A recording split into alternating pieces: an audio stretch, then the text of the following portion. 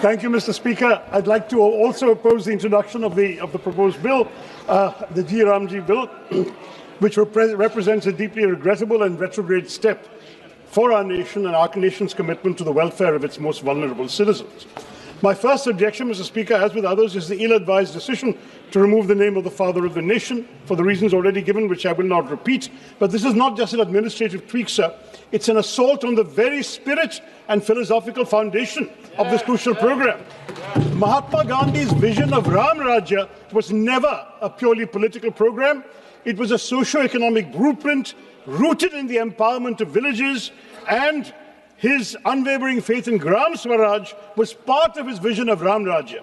So the original act, by bearing his name, acknowledged this profound connection that true employment guarantee and upliftment must flow from the grassroots, embodying his principle of the last man first. To remove the name Mahatma Gandhi is to strip the bill of its moral compass and its historical legitimacy, and then to have two languages in the title, just to make the acronym G. Ramji, is not just a violation of Article 348, as pointed out in the previous discussion, but it also reminds me of a song, of a lyric from my childhood, sir. Mere bachpan mein ye gaate the, dekho ye divano ye kaam mat karo, Ram ka naam badnaam mat karo. And in this particular case, it's a real...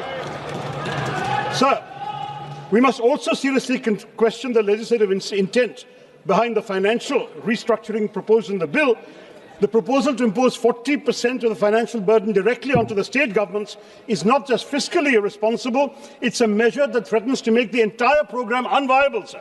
This sudden and massive shift in liability will inevitably make it impossible for poorer states. It will lead to delays in wage payments, reduced days of work, and ultimately the destruction of the scheme itself. And it's a violation of fiscal federalism, sir, which is why I don't think we have the legislative competence to do that.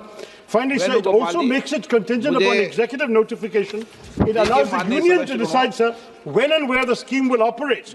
This fundamentally alters the nature of the program from...